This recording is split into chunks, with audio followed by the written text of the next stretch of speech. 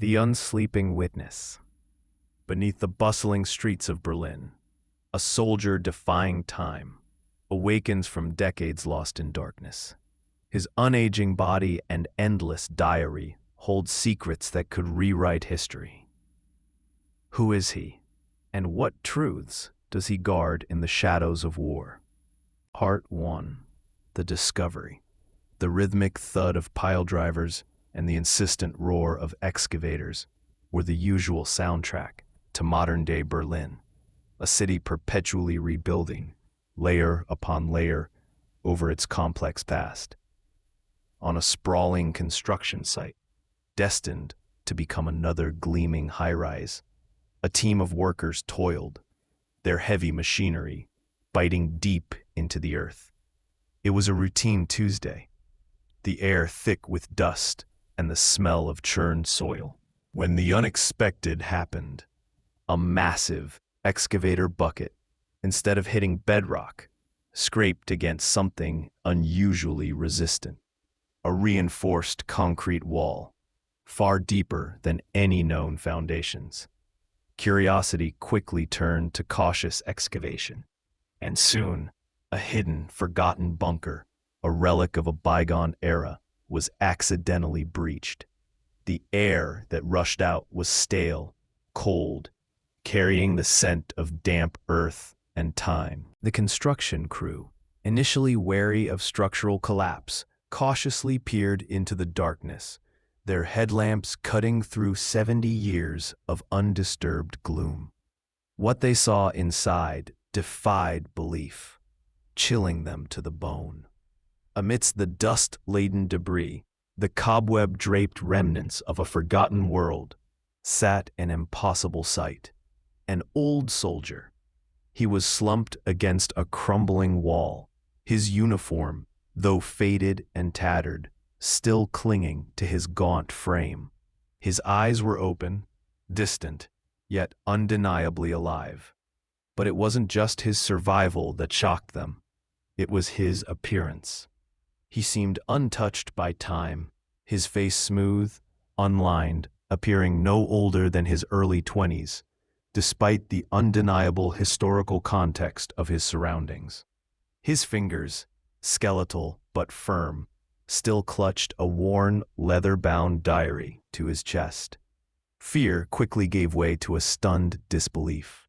Whispers broke out among the workers, hushed and awestruck, as they stumbled back from the impossible discovery. Emergency services were called, followed by a flurry of flashing lights and hushed, urgent voices. Authorities swarmed the site. Paramedics, forensic teams, and then the specialists. Among them was Dr. Anna Schmidt, a historian in her 40s, sharp and perceptive, whose life's work revolved around the intricate tapestry of World War II. Beside her stood Commander David Reynolds, a pragmatic military liaison in his 50s. His face a mask of controlled astonishment. The initial medical assessment, conducted with a mixture of awe and scientific rigor, confirmed the impossible. The soldier, identified as Eric, was not only alive, but in a state of perfect, unaged health, his vital signs consistent with a man in his prime, despite the undeniable evidence of his decades-long interment. How he had survived, how he had avoided the ravages of time and starvation, was an immediate, baffling mystery. But the most profound revelation lay in his hands, the diary. As Anna carefully took possession of it, her fingers brushing the aged leather, she saw it. The first entry, dated in a clear, strong hand, was from the height of World War II. Subsequent pages revealed a chilling consistency, daily entries, spanning not days or weeks, but decades, chronicling events as if time had simply stopped for the author. His discovery sent shockwaves far beyond the construction site, igniting a global frenzy. The questions were immediate, profound, and terrifying. Who was this man? What unimaginable truth had the earth kept hidden for 70 years? And what would his unbroken record of a war long past reveal to a world that had tried so hard to forget? Part 2. The Unbroken Record. The immediate aftermath of Eric's discovery was a maelstrom of activity, but for the soldier himself, time seemed to stand still. He remained in a state of profound, almost catatonic shock, his unaged eyes distant, as if still gazing upon the horrors of a bygone era. Placed in a secure medical facility, he became the subject of intense, round-the-clock observation by a multidisciplinary team of scientists and historians. Yet, despite the battery of tests and the hushed discussions around him, Eric remained largely unresponsive, a living enigma. The true focus, however, quickly shifted from the man to the artifact he clutched, his extraordinary war diary. Dr. Anna Schmidt, recognizing its immense, unparalleled historical value, meticulously took possession of the worn, leather-bound book, her hands trembling with the weight of the past it contained. With a historian's reverence and a scholar's precision, Anna began the painstaking process of translating and analyzing its contents. A diary was a chillingly intimate, unbroken record, a window into the brutal realities of World War II, from the perspective of a soldier who had seemingly lived through every single day of the conflict, even decades after its official end. The initial entries plunged her into the sensory overload of battle. The deafening roar of artillery, the acrid smell of smoke and blood, the gnawing cold, the constant pangs of hunger, and the pervasive, paralyzing fear that clung to every moment.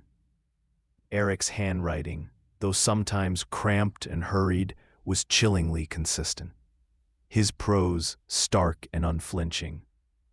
As Anna delved deeper, the entries began to detail profound personal losses, the names of comrades who fell beside him, the fading memories of letters from home that eventually stopped arriving, and the slow, agonizing realization of a world outside the bunker that was irrevocably changing, even as his own time remained frozen. The most unsettling aspect was the chilling consistency of the dates. Day after day, year after year, the entries continued, chronicling events as if they were happening yesterday, even as the calendar pages turned for 70 years above ground. It was a testament to his impossible isolation and the profound trauma that had seemingly suspended him in an unending present. Anna found herself increasingly drawn into Eric's world, an emotional connection forming with the words on the page. She felt the depth of his isolation, the crushing weight of his experiences, and the slow erosion of hope that permeated his existence. Commander David Reynolds, the pragmatic military liaison, expressed growing concern about the potential impact of the diary's revelations. He understood its historical significance, but worried about the political and social ramifications of such raw, unvarnished truth, especially coming from a soldier of a past, controversial regime. The diary was not just a historical document, it was a ticking time bomb of memory, poised to unleash a flood of forgotten pain upon a world that had tried desperately to move on. Part 3. The Living Relic. The global news of Eric's impossible survival ignited a firestorm of scientific and historical debate that raged across every continent. He was a living paradox, a man who defied the fundamental laws of nature, and the world clamored for answers, while Dr. Anna Schmidt, driven by a deep sense of ethical responsibility, advocated for a compassionate and respectful approach to understanding him, emphasizing his humanity and the profound trauma he embodied. Others saw him purely as a scientific anomaly to be exploited. Leading this opposing view was Professor Elias Vance, an ambitious and brilliant geneticist in his 50s, whose eyes gleamed with a dangerous ambition. To Vance, Eric was not a man, but a biological specimen, a key to unlocking the ultimate human desire, immortality. His team subjected Eric to a battery of invasive tests, their instruments humming, their questions cold and clinical, all aimed at dissecting the secret of his unaging cells. Eric, however, remained largely unresponsive to their probes and their pleas. His silence was profound, a shield against the bewildering new world he found himself in. His only consistent communication, his sole anchor to reality, was the continuation of his diary. Every day, with a ritualistic precision, he would write, filling the pages with the same meticulous detail, the same unwavering focus on the war, as if the bunker were still his entire universe. His existence was a stark, living relic, a chilling testament to a past that refused to die, challenging humanity's understanding of time, memory, and the true, devastating cost of conflict. Historians debated the authenticity of his entries, some hailing them as an invaluable, unfiltered primary source, others questioning their accuracy, suggesting they might be the product of a mind fractured by decades of isolation and trauma. Commander Reynolds found himself navigating a treacherous political and military landscape. The discovery of a soldier from a past regime, particularly one who had seemingly outlived time, raised uncomfortable questions about historical narratives, national identity, and the very nature of heroism and villainy. He worried about the potential for extremist groups to co-opt Eric's image, or for his story to be twisted for political gain. Meanwhile, Eric remained profoundly silent, his eyes often distant, gazing into a past only he could see, making him less of an individual and more of a symbol of forgotten wars, of enduring suffering, of humanity's endless capacity for both cruelty and resilience. He was a mirror, reflecting back a history the world was desperate to compartmentalize, a living reminder that some wounds never truly heal, and some memories refuse to fade. Part 4. Echoes of Cruelty. As Anna delved deeper into the diary, the sheer volume of entries began to overwhelm her, not just with their historical detail, but with their raw, unflinching honesty about the human cost of war. She uncovered specific, harrowing passages that revealed not merely the generalized horrors of combat, but acts of profound cruelty and senseless suffering, both inflicted and endured. Eric's meticulous hand chronicled the chilling normalcy of brutality, the slow, insidious dehumanization that war imposed on all sides. His personal losses, too, were recounted with a chilling, almost detached detail that spoke of a trauma too deep for tears. The agonizing death of a younger brother in a trench, the receipt of a final charred letter confirming the destruction of his beloved hometown, its streets and memories reduced to ash. These intimate tragedies, recorded day by day, reflected the broader, unimaginable historical calamities of the conflict, giving a face to the millions lost. Eric's descriptions of the psychological toll were particularly disturbing. He wrote of the erosion of empathy, the way compassion withered in the face of constant violence, and the terrifying normalization of acts that would be unthinkable in peacetime. The diary's unflinching depiction of the enemy's suffering Their cries and their fear blurred the lines of good and evil, forcing Anna to confront the uncomfortable truth that pain and humanity transcended uniforms and ideologies. Anna found herself increasingly distressed as she translated these dark passages, the words seeping into her own consciousness, leaving her emotionally drained. Professor Vance, however, remained unmoved by the diary's emotional weight. He dismissed these entries as mere psychological artifacts, hallucinations born of extreme trauma and isolation, further highlighting his cold scientific detachment from Eric's profound human experience. Commander Reynolds, while acknowledging the diary's grim authenticity, struggled with how to present such brutal truths to a public that preferred a sanitized version of history. He saw the potential for renewed anger, for old wounds to be reopened rather than healed. Meanwhile, Eric, the unsleeping witness, remained largely silent, his unaged presence a disturbing paradox. He was a perpetual observer, forever trapped in the echoes of an unending cycle of pain. Occasionally, a certain word, spoken by Anna, or a fleeting sound from the outside world, would elicit a subtle reaction, a twitch of a muscle, a flicker in his distant eyes, hinting at the living memory within him, a mind still reliving every moment of the war, a silent testament to the enduring, devastating cost of conflict. Part 5. The Weight of Memory.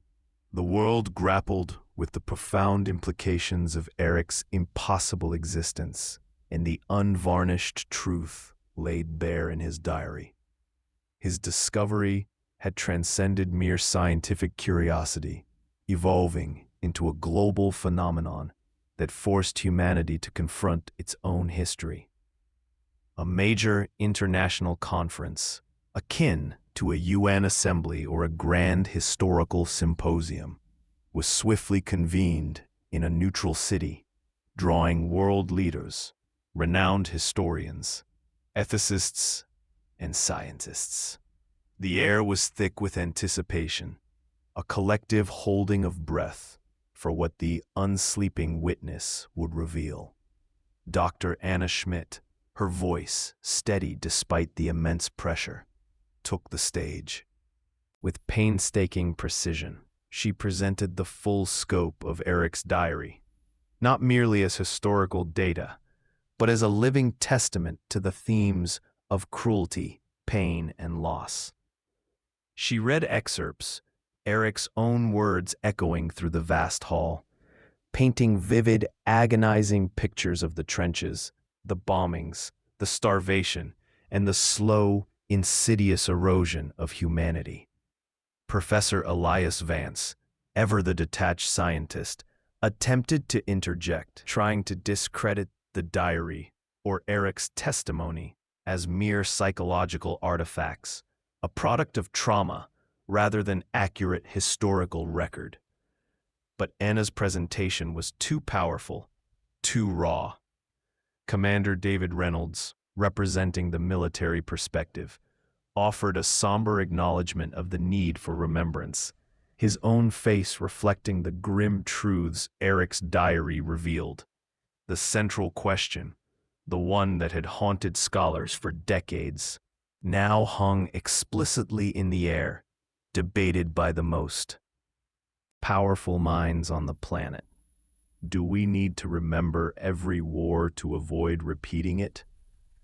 Arguments raged, theories clashed, and the weight of history pressed down on every participant. Eric himself was brought to the conference, a silent, unaged figure seated at the front, a living embodiment of the past they were so desperately trying to understand. He remained largely unresponsive, his eyes distant, as if still living in the bunker, observing the debates with an ancient, weary patience. The world watched him, a symbol of suffering, a paradox of time. Then, in a climactic moment that seemed orchestrated by fate itself, Anna, her voice filled with a desperate plea, posed a direct question, perhaps referencing a specific, particularly poignant entry from his diary, or holding up a faded photograph from his past. Eric's gaze, which had been fixed on some unseen point, slowly, deliberately, shifted. His eyes, though still ancient, focused on Anna, then swept across the vast, expectant audience. A single sentence that cut through the noise of debate and spoke directly to the core of the human condition, transcending his personal trauma and his specific war. He did not speak of victory or defeat, but of the cost, the enduring scar on the soul. The world was stunned into silence, a collective realization of the true, devastating cost of forgetting, of turning away from the pain. Eric's ultimate fate remained ambiguous. Perhaps he chose to continue his quiet existence, a living monument to memory. Or perhaps his purpose fulfilled, his body finally succumbed to the decades he had defied. Regardless, the world was forever changed by the weight of his memory. A stark, unyielding reminder that true peace could only be built on the foundation of unflinching remembrance.